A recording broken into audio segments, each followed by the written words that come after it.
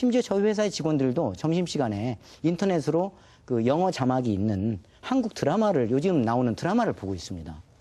그리고 한국의 그 케이팝 예. 젊은 이제 젊은 가수들이 이제 필리핀에 요즘에 공연 때문에 자주 많이 옵니다. 네. 그래서 거의 케이팝 그 공연이 있을 때는 거의 표가 다 매진될 정도로 아주 한류의 열기는 뭐 어디 가나 말할 수 없이 뜨겁죠. 네. 구조상 수입이 많겠죠, 필리핀은? 수입이 훨씬 많습니다. 네. 그러면 우리 한국 제품은 어떤 제품들이 주로 필리핀에 많이 팔리고 있습니까? 필리핀과 한국의 무역 규모가 연간 약 한 60억 불이 채 안 됩니다. 네. 이제 그 중에 한 40억 불 가까이가 한국에서 필리핀으로 이루어지는 수출이고요. 한 5억 불 내외가 필리핀에서 한국으로 이제 수출이 이루어지고 해서 이제 무역 불균형이 대한민국 입장에서는 굉장히 무역 흑자국인데 네. 필리핀에 이전한 한국 공장들이 이제 원부자재를 주로 한국에서 수입을 해다가 네. 주로 미국 시장에 수출을 하는 삼국 무역이기 네. 때문에요. 왜냐하면 한국의 이제 그 인건비 때문에 네. 공장을 이전한 케이스이기 때문에 한국으로 다시 돌아오는 물량이 없다 보니까 그런 이제 무역의 불균형이 발생하게 되고요. 가장 그 큰 품목은 아무래도 전자. 이제 전자 중에서도 뭐 일반 가전제품류나 뭐 휴대폰도 있지만 이제 전자칩, 반도체 쪽이 필리핀 전체 수출의 반 이상을 차지하고 있죠. 우리가 사올 만한 것들은 어떤 물건들이 있을까요? 필리핀에서 지금 사오는 제품이 있죠. 여러분들 백화점이나 슈퍼에 가면 바나나, 파인애플, 농산물. 네. 또 민다나오에 가면 그 다바오라는 도시 바로 옆에 예. 그 제너럴 산토스라는 그 참치 어항이 있습니다. 네. 필리핀은 참치를 많이 잡는데 그 이 제너럴 산토스는 전 세계에서 가장 큰 바나나와 파인애플 농장, 플랜테이션이 있는 도시예요. 그래서 얼마나 이 큰 농장이냐면 그 농장 안에 학교, 성당 뭐 모든 게 다 있어요. 병원도 있고요. 그래서 그 농장 안에서 태어나서 농장 밖으로 나가보지 못한 사람이 반 이상이랍니다. 네. 지금 이제 사업가신데 사업 얘기 좀 여쭤봐야겠습니다. 이렇게 그 자리 잡기까지 또 우리 한국인 기업인을 대표하는 상공회사 회장이 되기까지 그 순탄하지만은 아니셨죠? 언제가 제일 힘드셨습니까? 물론 힘든 시절이 없었다고 그러면 거짓말이죠. 제가 92년 3년부터 거기에 정착하면서 사업을 시작하다가 당시에는 이제 필리핀 분하고 이렇게 합작회사 운영을 하다가 97년도 IMF 때 이제 한국의 이제 모 거래선 이제 그룹이 이렇게 부도나면서 제가 이제 굉장히 큰 악성 이제 채권을 이제 회수를 못하게 됐고 이제 그러면서 필리핀 파트너한테 제 회사를 넘겨주게 되고 그래서 97년도가 가장 결국 실패하신 거네요. 한번. 그렇습니다. 그래서 굉장히 힘든 제 삶의 지금까지 가장 힘든 시간이었는데 돌이켜 보면 그 시간을 통해서 제가 필리핀을 좀 더 다시 이해하게 되고 또 제 사업에 더욱더 애착을 갖게 되고 그리고 좀 작고 사소한 일에도 좀 더 좀 깊은 통찰력 또 간과하지 않고 어떤 좀 판단력 좀 더 조심스러운 이런 능력이 좀 길러졌다고 보고요. 특히 이제 위기에 대한 어떤 대응 능력이 길러졌다고 보기 때문에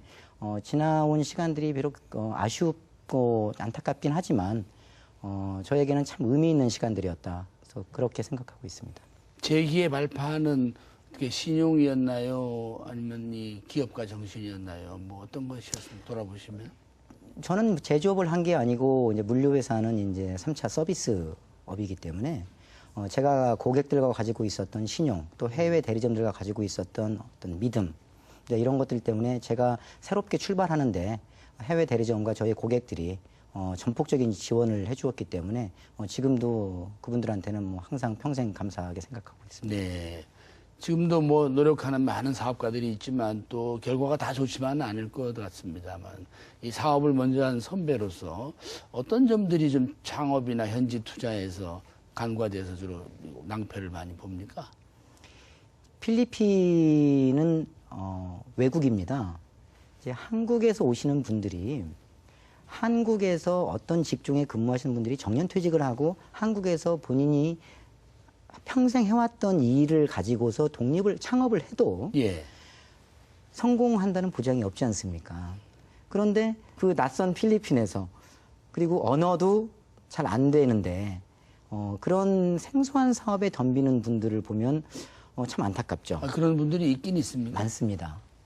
그래서 그런 분들은 제가 좀 정말 말리고 싶고요. 귀가 얇아서 그런가요? 왜 어떤 그럴까요? 분들 소개로 또 필리핀에 와서 은퇴하러 왔는데 이런 사업이 좋다니까 이제 그런 분들도 계시고 너무 쉽게 생각하는군요. 그러니까. 그렇습니다. 예. 그리고 또 하나는 이제 그 부동산 개발을 하러 이제 필리핀에 들어오시는 분들이 있는데 또 꿈 잡으려는 분들이 계시군요. 좀 뜬구름 글쎄 같은 말이에요. 사업인데 대한민국의 대기업들은 필리핀에 들어와서 부동산 개발 잘 안 합니다.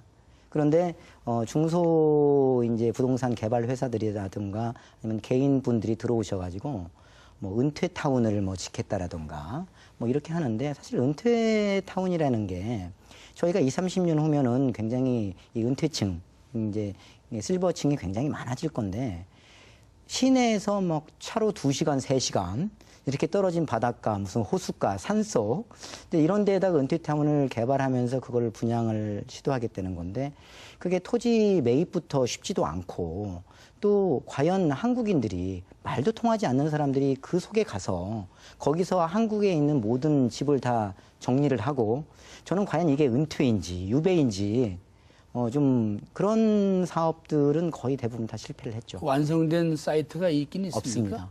전부 시도하다가 네. 분양 현재 실패를 이제 하고. 대형 리조트 개발이나 예. 골프장 건설 이런 것들은 이루어진 데가 있고 현재 이제 시도하고 있고 그것도 워낙 또 규모가 큰 거니까 하지만 이렇게 개인 분들이 들어오셔가지고 이 아주 합법적이지 못한 어떤 부동산 취득 과정 또 이 부동산 개발 이런 것들이 굉장히 좀 위험이 많은 리스크한 사업들이죠. 우리 상공회의소 멤버들 중에 좀 성공 사례로 좀 소개할 만한 건 어떤 게 있습니까? 이제 필리핀의 교민 기업들 중에 잘하고 계시는 분들이 워낙 많은데요. 다른 나라하고 좀 다르게 필리핀 교민 기업들 중에 필리핀의 100대 기업 재벌에 끼고 이런 기업들은 아직은 없는데 대부분 잘하고 계시는 분들의 이제 업종들이 보면 필리핀이 가지고 있는 필리핀만의 장점을 잘 활용한 필리핀이 참 손기술이 참 좋습니다. 필리핀어들이. 네. 그래서 의류 공장을 해도 이 의류 가먼트 공장을 하시는 분들이 많은데 예. 그분들이 이제 좀 고가의 브랜드들 네. 이제 주로 미국으로 수출을 하시는데 좀 부가가치가 높은 그런 고가의 이 브랜드들 의류들을 많이 만드시는 분들이라든가 네. 필리핀어들이 잘하는 영어를 활용해서 네.